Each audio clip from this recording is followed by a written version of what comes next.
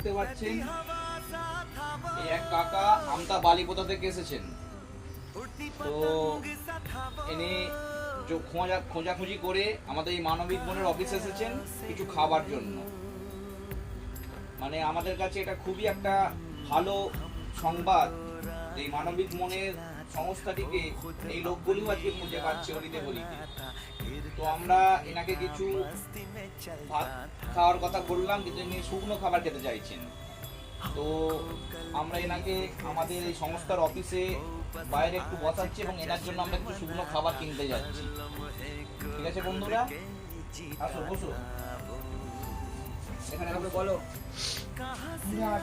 না, বসো।